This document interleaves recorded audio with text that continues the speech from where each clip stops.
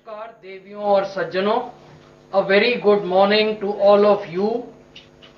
कोविड-19 vaccination कार्यक्रम के देशव्यापी प्रारंभ के अवसर पर राष्ट्र के नाम संदेश हेतु हम परम आदरणीय प्रधानमंत्री जी से कृपा पूर्वक आग्रह करते हैं।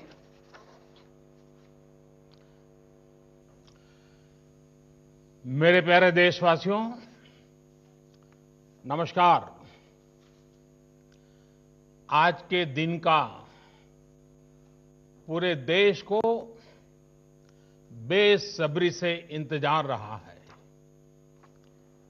कितने महीनों से देश के हर घर में बच्चे, बूढ़े, जवान सभी की जुबान पर यही सवाल था कि कोरोना की वैक्सीन कब आएगी। तो अब कोरोना की वैक्सीन आ गई है, बहुत कम समय में आ गई है। अब से कुछ ही मिनट बाद भारत में दुनिया का सबसे बड़ा टीकाकरण अभियान शुरू होने जा रहा है। मैं सभी देशवासियों को इसके लिए बहुत बहुत बधाई देता हूं। आज वो वैज्ञानिक, वैक्सीन रिसर्च से जुड़े अनेकों लोग विशेष रूप से प्रशंसा के हकदार हैं, जो बीते कई महीनों से कोरोना के खिलाफ वैक्सीन बनाने में जुटे थे, दिन रात जुटे थे। न उन्होंने त्योहार देखा है, न उन्होंने दिन देखा है, न उन्होंने रात देखी है।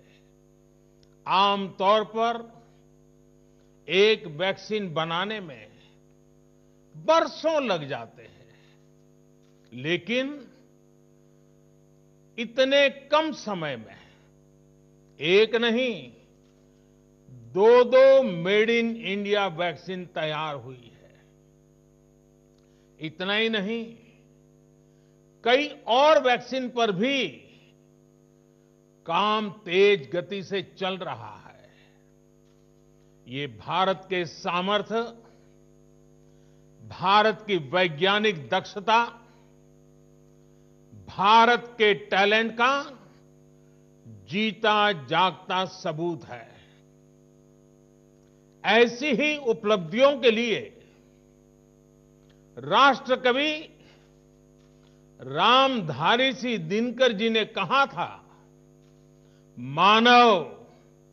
मानव जब जोर लगाता है, पत्थर पानी बन जाता है। भाइयों और बहनों, भारत का टीकाकरण अभियान बहुत ही मानवीय और महत्वपूर्ण सिद्धांतों पर आधारित है।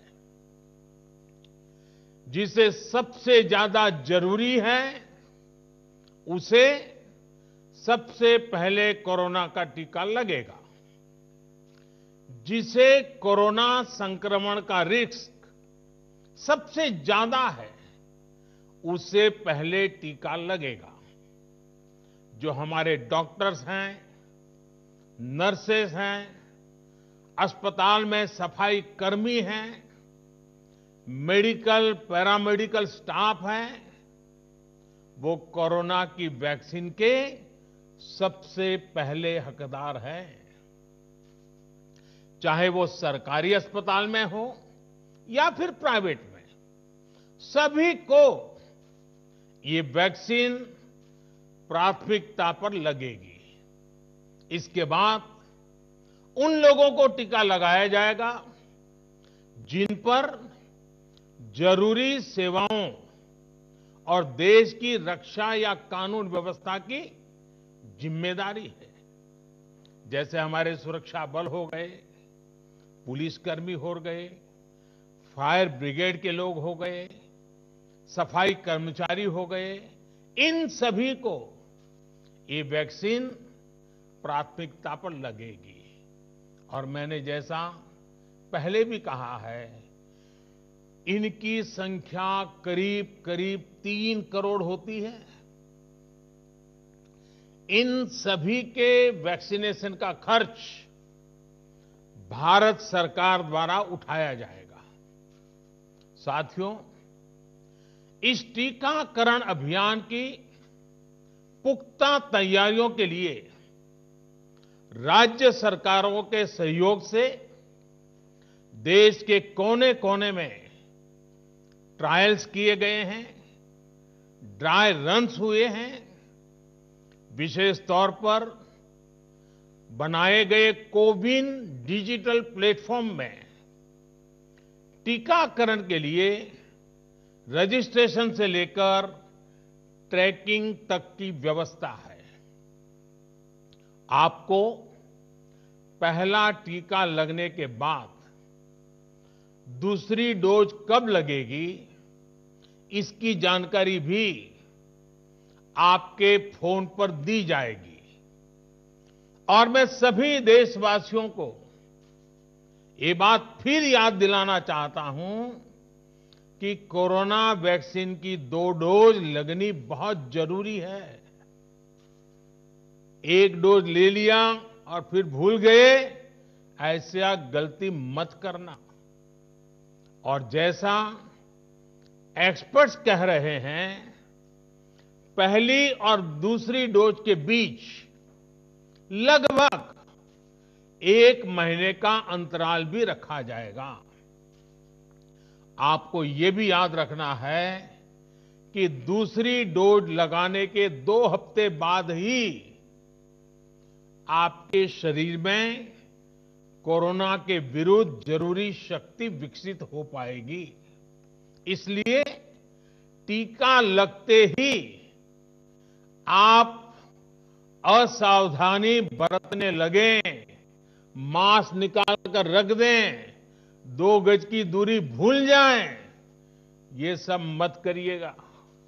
मैं प्रार्थना करता हूं, मत करिएगा। और मैं आपको एक और चीज बहुत आग्रह से कहना चाहता हूं। जिस तरह धैर्य के साथ आपने कोरोना का मुकाबला किया, वैसे ही धैर्य अब वैक्सीनेशन के समय भी दिखाना है।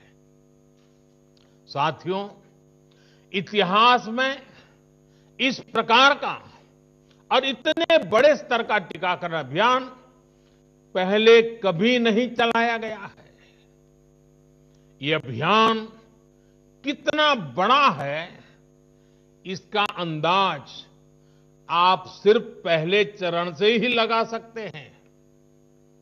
दुनिया के 100 से भी ज्यादा ऐसे देश हैं जिनकी संख्या 3 करोड़ से कम है, और भारत वैक्सीनेशन के अपने पहले चरण में ही 3 करोड़ लोगों का टीकाकरण कर रहा है। दूसरे चरण में हमें इसको 30 करोड़ की संख्या तक ले जाना है। जो बुजुर्ग हैं, जो गंभीर बीमारी से ग्रस्त हैं, उन्हें वो अगले चरण वाले चरण में टीका लगेगा।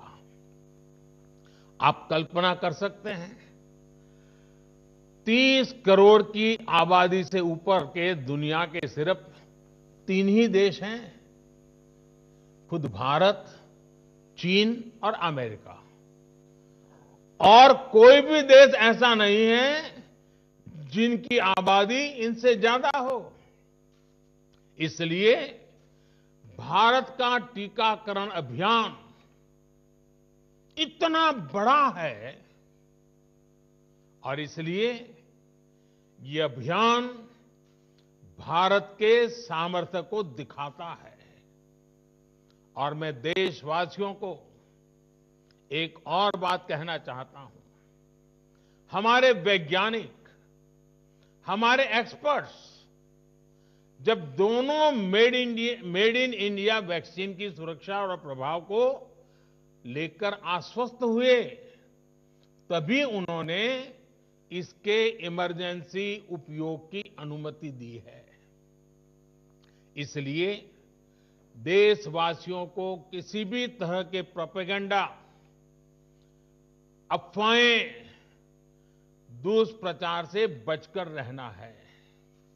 साथियों, भारत के वैक्सीन वैज्ञानिक, हमारा मेडिकल सिस्टम भारत की प्रक्रिया की पूरे विश्व में बहुत विश्वसनीयता है और पहले से है। हमने ये विश्वास अपने ट्रैक रिकॉर्ड से हासिल किया है। मेरे प्यारे देशवासियों, हर हिंदुस्तानी इस बात का गर्व करेगा कि दुनिया भर के करीब 60% बच्चों को जो जीवन रक्षक टीके लगते हैं, वो भारत में ही बनते हैं। भारत की सख्त वैज्ञानिक प्रक्रियाओं से ही होकर के गुजरते हैं। भारत के वैज्ञानिकों को और वैक्सीन से जुड़ी हमारी विशेषज्ञता पर दुनिया का ये विश्वास made in India corona vaccine में और मजबूत होने वाला है। इसकी कुछ और खास बातें हैं जो आज मैं देशवासियों को जरूर बताना चाहता हूं। ये भारतीय वैक्सीन विदेशी वैक्सीनों की तुलना में बहुत सस्ती हैं और इनका उपयोग भी उतना ही आसान है। विदेश में तो कुछ वैक्सीन ऐसी हैं जिसकी एक डोज 5,000 रुपया तक में है और जिसे -70 डिग्री तापमान में फ्रीज में रखना होता है। -70 डिग्री। वहीं भारत की वैक्सीन्स ऐसी तकनीक पर बनाई गई हैं जो भारत में बरसों से ट्राइड और टेस्टेड है। ये वैक्सीन स्टोरेज से लेकर ट्रांसपोर्टेशन तक भारतीय स्थितियों और परिस्थितियों के अनुकूल है। यही वैक्सीन अब भारत को कोरोना के खिलाफ लड़ाई में निर्णायक जीत दिलाएगी।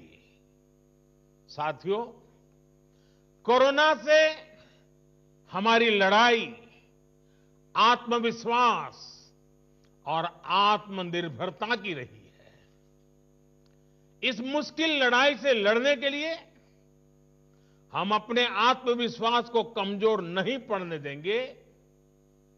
ये प्रण हर भारतीय में दिखाई दिया है।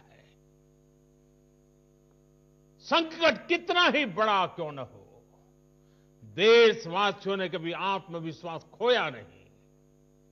जब भारत में कोरोना पहुंचा, तब देश में कोरोना टेस्टिंग की एक ही लैब थी।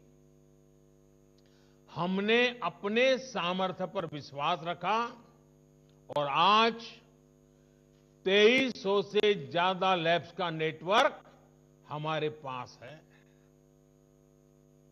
शुरुआत में हम mask, PPE kit, testing kits, ventilators जैसे जरूरी सामान के लिए भी विदेशों पर निर्भर थे।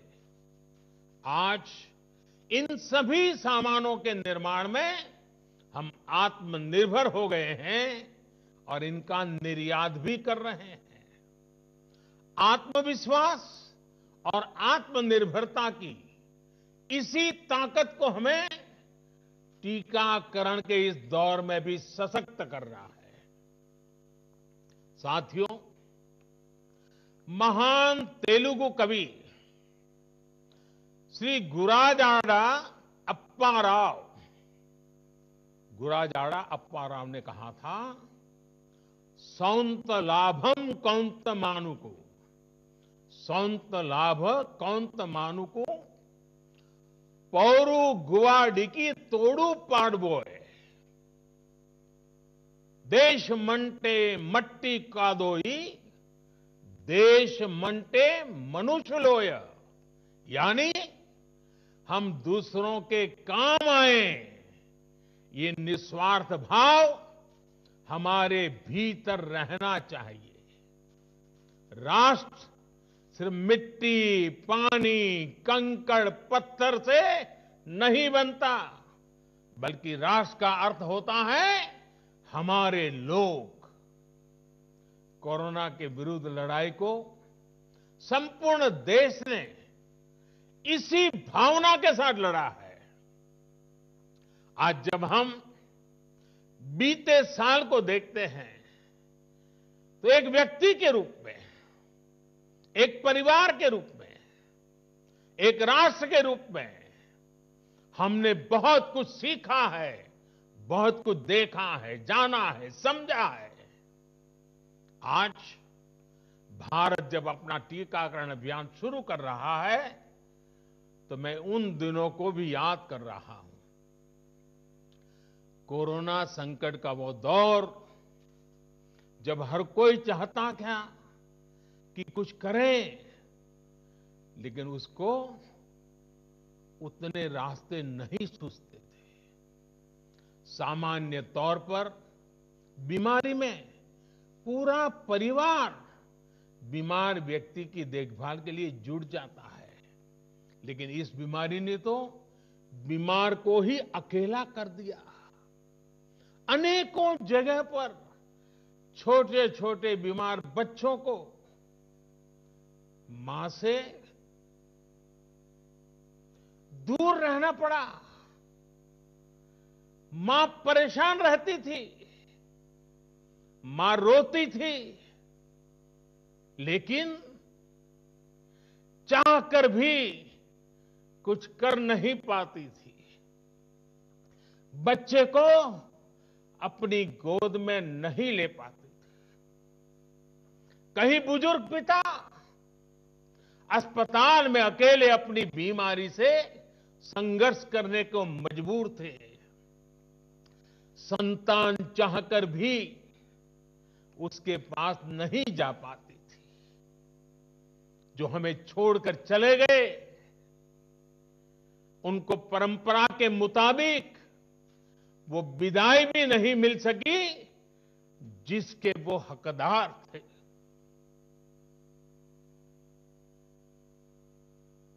जितना हम उस समय के बारे में सोचते हैं, मन सिहर जाता है, उदास हो जाता है। लेकिन साथियों, संकट के उसी समय में, निराशा के उसी वातावरण में कोई आशा का भी संचार कर रहा था। हमें बचाने के लिए अपने प्राणों को संकट में डाल रहा था। हमारे doctor, nurse, paramedical staff, ambulance driver, ASHA worker, सफाई कर्मचारी, पुलिस के साथी और दूसरे फ्रंटलाइन वर्कर्स, उन्होंने मानवता के प्रति अपने दायित्व को प्राथमिकता दी। इनमें से अधिकांश तब अपने बच्चों, अपने परिवार से दूर रहे, कई कई दिन तक घर नहीं गए।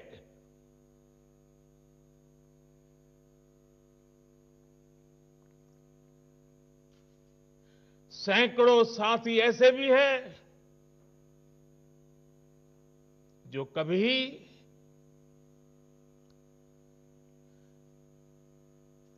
घर वापस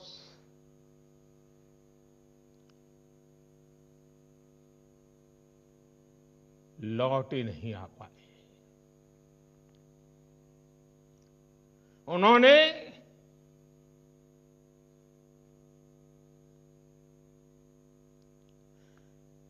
एक एक जीवन को बचाने के लिए अपना जीवन आहूत कर दिया। इसलिए आज कोरोना का पहला टीका स्वास्थ्य सेवा से जुड़े लोगों को लगाकर एक तरह से समाज